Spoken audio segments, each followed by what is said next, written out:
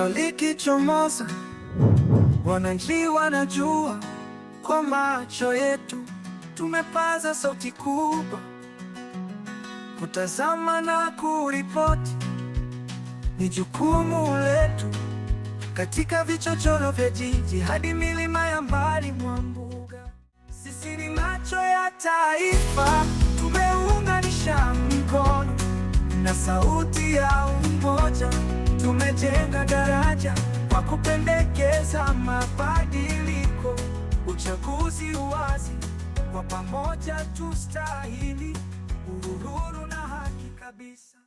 Welcome to Darubini ya Uchaguzi podcast, where we dive deep into the stories, insights, and critical updates shaping democracy in Kenya and beyond. From voter voices to electoral reforms, this is your go-to source for all things elections, straight from the experts, activists, and insiders on the ground. Join us as we shine a light on transparency, integrity, and accountability in the democratic process. So, keep your ears tuned and your eyes on the elections with electoral.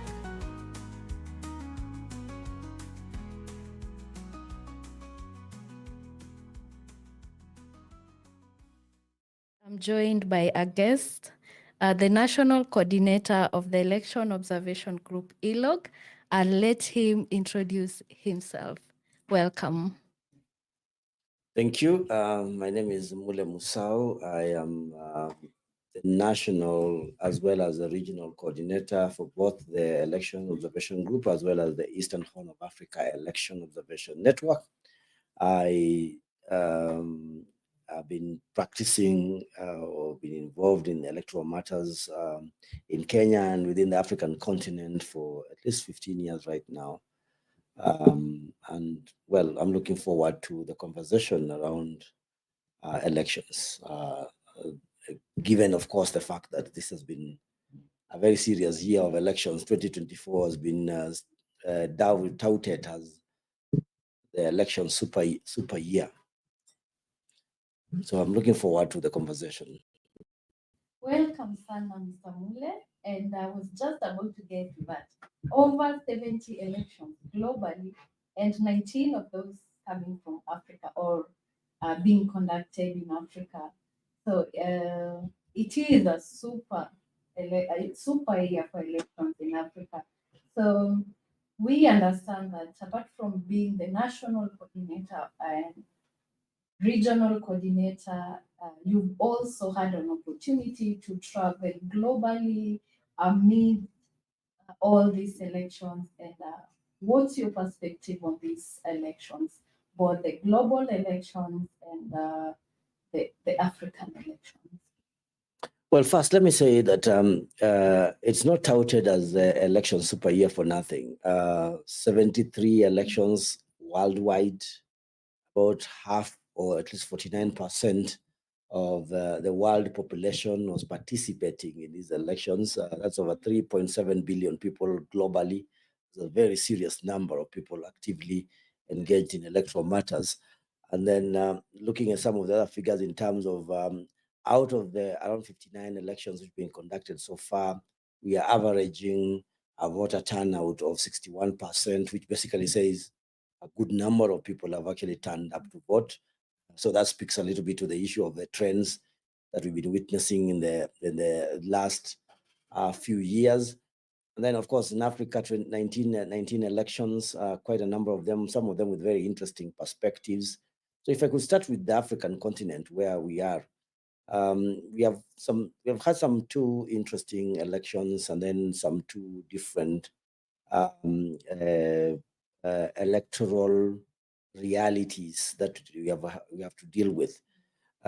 So at the start of the year, we had elections in Senegal, and it was an election where one of the youngest presidents on the continent was actually elected. So that was a very good an election that was indicative of the kind of change that maybe Africa, being a continent, the one which has the youngest population in the world, with a population mean of 19 years, basically this is ushering in like the next wave of leaders on the continent. Then down south in South Africa, we had another election where the main political party, the party which took over after Nelson Mandela took office, the ANC, was upstaged in terms of its majority, never got a clear majority to be able to govern, and therefore had to reach out to the opposition to be able to form a government. So the electorate there again speaking and saying they never wanted, they were not satisfied with how affairs had been managed by especially ANC, and therefore they need to reach out. And what was interesting is that the party that they reached out to, the DA, is what we call a white party. A white party, yeah. And therefore, in a country where independence was just won very recently, Yeah. one would imagine that there will still be old scars about colonialism, about the apartheid era. But the extent to which South Africans are disappointed with the governance of ANC showed in that election, because that's when they said we want to see whether maybe perhaps if they were to put of the two Two wrongs, which yeah, wrong is better? to see between the ANC, between ANC and the DA, Democratic Alliance, whether by putting them together, maybe governance would be able to improve for the next election. But in the continent, we also had another election, which was expected at the end of the year. That was the South Sudan election, which is in our region. The government decided to defer the elections to 2026 by 2 years. That was not a very positive move, considering that South Sudan has been waiting for elections since the first election that they conducted in 2011. So you feel it's a case of deferred democracy in South Sudan, although we must acknowledge the fact that quite a number of issues on the ground. They don't have a constitution yet. They don't have an election commission. They are not ready with even political parties office. So there are quite a number of issues. They never also had enough funding to be able to support the election. So quite a number of issues which would speak to the need for the deferment. But still, it is still a big issue in terms of for our people who have been waiting for the election since 2011, for it to be deferred for further 2 years, irrespective of what the circumstances are. That looks, it does look like an injustice of some sort. I'm so sorry to interrupt you, Mule, but I kind of have two follow-up questions. One specifically, now that you're talking of South Sudan, would it be considered an injustice to the people, considering this is over 10 years and they're yet to have an election, regardless of the circumstances that were there? Is it an injustice for the people of South Sudan not to exercise their democratic right? My second question is Africa really change? Is it changing? Seeing as the youth in Africa are really now aware of the political situation and their role in the political and electoral landscape, the issue of Senegal, which later on I'll ask you to connect it with our Kenyan situation, but are we as a continent, are we toppling the authoritarianism that has been there throughout the continent, whether it's the globe, whether it's the north, the south, the west, and the east? We've seen some similarities or authoritarian regimes.